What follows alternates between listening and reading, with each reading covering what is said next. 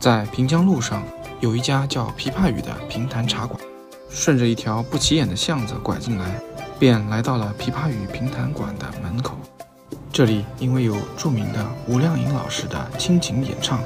因此受到每一位来平江路游客的喜爱。整个评弹茶馆隐藏在平江路的深巷之中，历史悠久的评弹已经成为我国非物质文化遗产之一。下面我们走进评弹馆，听一听吴老师的亲情演唱吧。